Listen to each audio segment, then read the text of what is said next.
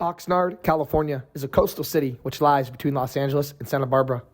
One of the cliques or gangs that makes up the south end of the city goes by Squires Drive Chiques, and one of its most infamous and well-known gang members was a guy by the name of David Shadow Acosta. Acosta would rise through the ranks of the gang, first making a name for himself in 1989 when he jumped off the porch and committed grand theft. From there, the stakes only raised. It would culminate in that November 2012 indictment under Operation Wicked Hand, which David Shadow Acosta, along with 25 plus other gang members, would be wrapped up and charged with a bevy of serious crimes. He was ultimately convicted and was known as an enforcer and a main associate for the Mexican Mafia. He would be sentenced to decades in prison, and he thought that the worst was behind him. However, just 3 years later, in November of 2015, David Acosta would be named as the prime suspect in the 2003 cold case murder.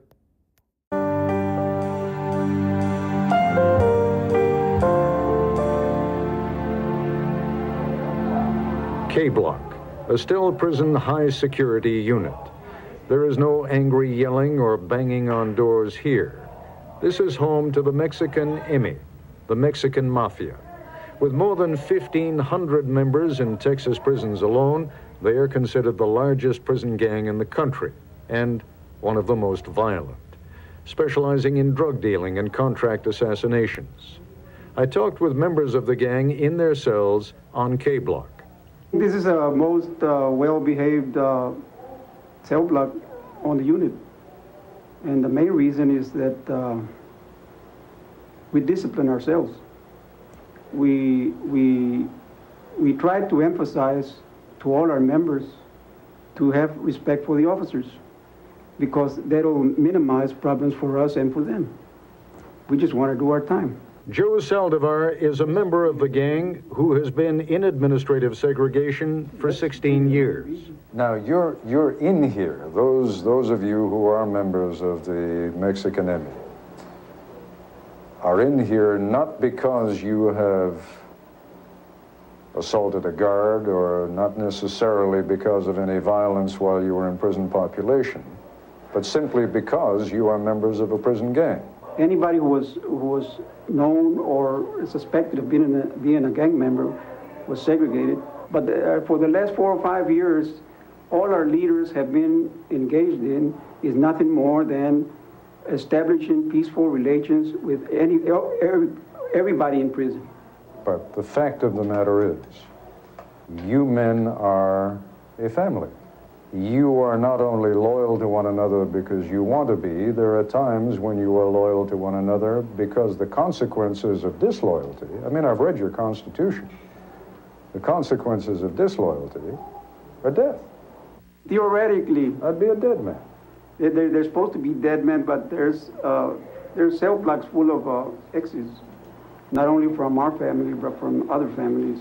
And it's practically impossible to carry out a murder the way you contemplate. Yeah, so maybe one day I'll be out on the street again. I mean, people have long memories, right?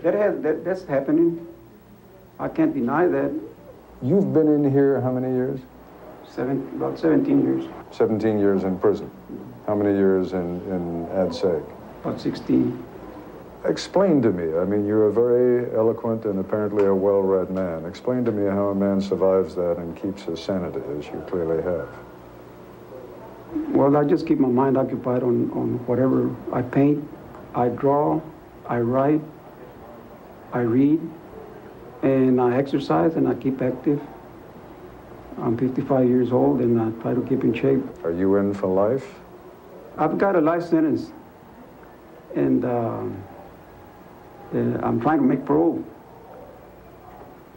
Nobody seems to make parole these days. No, there's no more parole in Texas. And I don't know, I guess I'm stuck in here. Yeah, I've run into several men like you here, Joe, who are clearly very intelligent men, who have the self-discipline to teach themselves something that on the outside you would have had to go to law school to learn.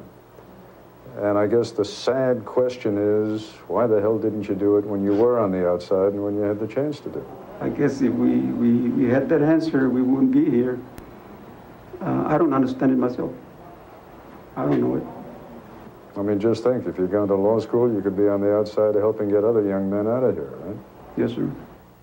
One young man on cell block K who may see the outside of prison before growing old is Speedy Garza, up for a parole hearing in June and general release in the year 2001. Your family was here a few days ago to visit you. Yes. Does that make it easier or harder when you've seen the family? Well, it's really hard. I can't show that I'm afraid or that I'm scared or that I missed them or that I'm tired of being in this place. I can't show very many emotions at that time. I have to try and be strong so that they can be strong. So I try my best to keep a smile on my face and make them think that, well, everything is okay. While Speedy Garza meets with his family, nearby, a mother meets with her son. He has joined the Ku Klux Klan since coming to prison. Their story when we come back. What's going on, you guys? Welcome back. Another episode of Greenlit Gang TV. Hope y'all having a blessed day. Excited to bring you guys another video. We're actually going to be sticking with the exact same, similar story to the one we just did on Edwin Sporty Mora. So when I was doing his video, there was a guy who I noticed, his mugshot, in that picture of all the people that were arrested in Operation Wicked Hand. And that's our guy we're talking about, David Shadow Acosta. I just kind of thought he stuck out. So, to be honest, I clicked on the picture, I zoomed in, punched his name in, and, here we are. He's got a really, really interesting story in his own right. And that's kind of a reason why I love bringing this content to you guys, because you are like me and you like this sort of stuff, obviously. Otherwise, you wouldn't be here listening or watching. But it's really interesting. It's just fascinating. It's just one of those things where if you like it, you like it. If you don't, you don't, right? It's just like anything else on YouTube. There's certain subjects, there's certain genres, whatever, that people love, like. I don't know, other people are just like, man, how do you watch that? I got friends and people I know, family members, that watch certain types of things on YouTube, and I'm like, I didn't even know they made videos about this sort of stuff. But I know they're probably saying the same stuff about my channel or videos I watch or creators that I follow or subscribe to. So just kind of wanted to explain how we came across this story. And I put the picture up there of all those mugshots, and you can see David Acosta up there towards the top left. And he's just kind of got the face and the eyes that made me go, let's look out, let's check out this guy. But anyway, so from Oxnard, California, like I said in the intro, a coastal city, and kind of like Edwin Sporty Moore as well, was into it from the jump. And I'm starting to see that as a major trend. I'm not starting to see it. I've seen it the whole time I've had this channel. But these gang members, and I'm not giving them an excuse, but it's like they are literally born and bred into this sort of life. I mean, it's not a coincidence that these two individuals' parole paperwork and basically application for parole that gets denied, because I read David's Shadow Acosta has the exact same sort of paperwork I'm going to read from his that I did Edwin Sporty Mora, and they both ultimately get denied. But the first part of their criminal history almost reads the exact same. They were each 14 years old, which is young when you're getting into what they were doing, and it just starts with petty theft, grand theft auto, vandalism, stuff like that, and you can just see it escalate as they soon get jumped into the gang. They want to just gain more and more respect, more and more power. And how you do that, you put in work. You're willing to, go all the way with it. You're willing to go further than the next guy. So he's part of Squires Drive Chiques. It's a small gang on the south end of the city. They're known to sport San Diego gear. They occupy some projects and surrounding housing. Cypress Road is also one of their main blocks. They get along with Sons of Samoa, and their biggest enemy is the Southside Chiques. So it's kind of one of the smaller groups there, but definitely has some heavy hitters that are coming out of there, including this guy, David Acosta. So in the parole paperwork, which this was filed in August of 2018. Now, obviously, like I just said, he's in the same indictment, Operation Wicked Hand, that Edwin Sporty Mora was in back in November 2012. So I'm not going to reread that if you just watched my last video, but basically they were creating a mesa, collecting taxes and ill-gotten gains from other drug dealers all around, southern Los Angeles for their guy, Martin Evil Madrigal, and his wife in Ventura County, and kicking back up to the big dogs up there. And that's what our guy, David Acosta, was doing. He was collecting taxes, doing all this, extorting, threatening, robbing, burglary, whatever they had to do, they did it. The extorted drug dealer reported to a friend on tap phone calls that he was in fear for his life and was being threatened by the Mesa. So reads this. The Mesa used threats of force. So remember, they make this Mesa. Him and Edwin Sporty Moore are also helping make it, okay? They used threats of force and great bodily harm against local drug dealers to intimidate them into paying taxes. The Mesa also threatened local gang members who challenged the Mexican Mafia's appointed leader of Ventura County. The inmate, a Squires Drive gang member, and that inmate is referring to David Shadow Acosta, was placed in charge of collecting narcotics taxes in South Oxnard. The inmate extorted a local drug dealer on behalf of La M. The inmate displayed an eager and willing participation in the Mexican Mafia's extortion scheme, specifically bragging on a wiretap phone call that, quote, he had been promoted within the Mesa.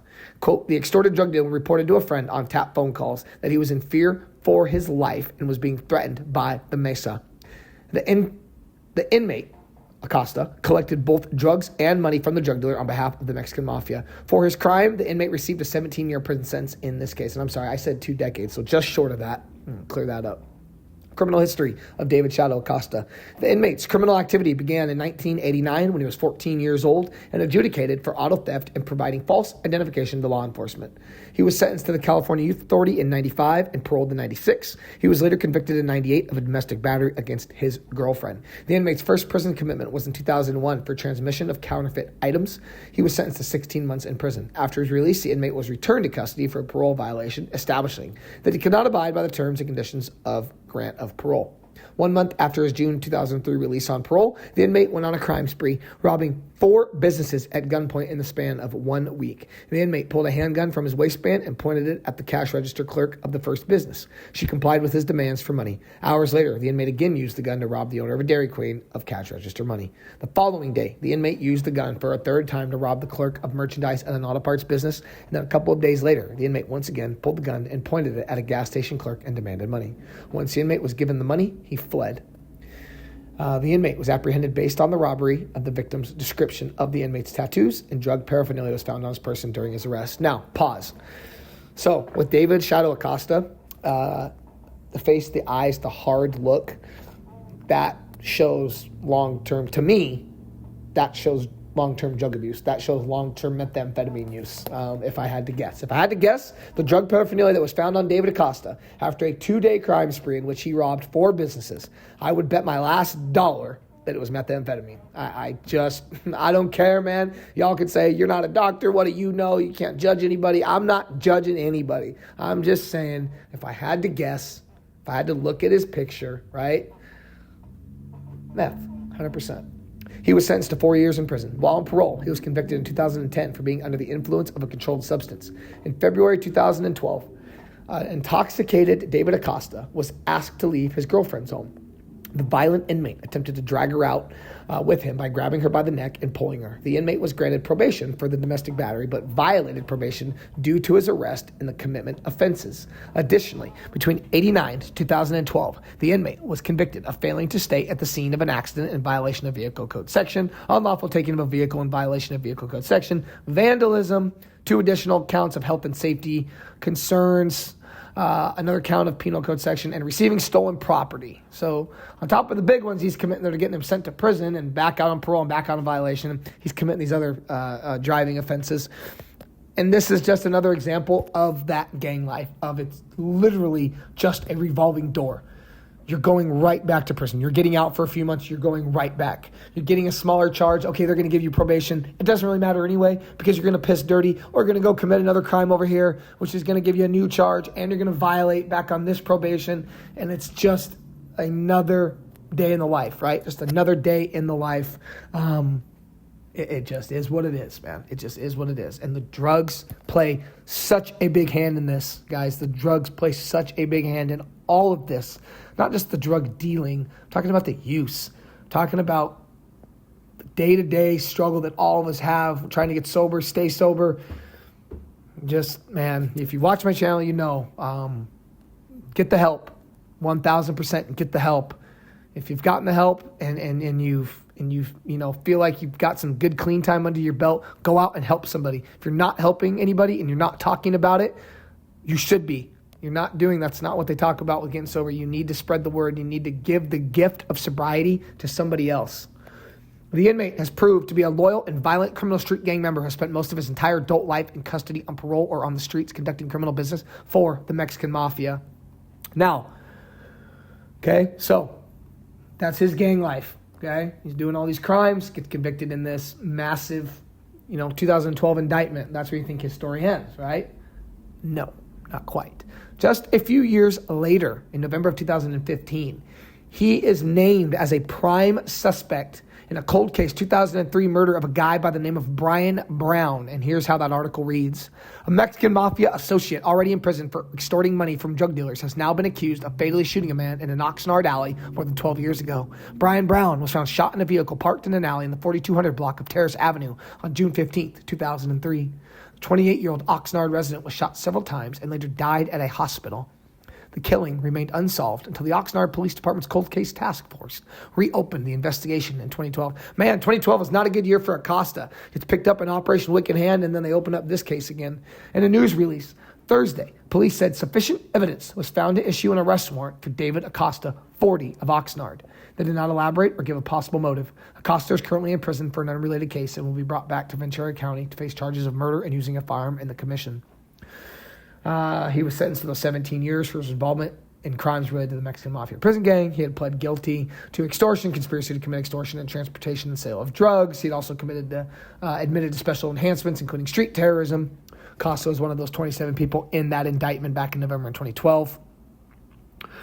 And basically, he ends up pleading out to manslaughter in 2019.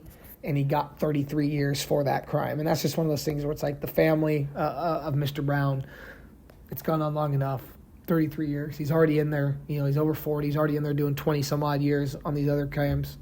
He's going to be in there for a very long time. If he does get out, he's going to be a very old man. Just thought it was another crazy story. Wanted to bring it to you guys. I hope you guys enjoyed it. Until next time, you already know what it is. Peace.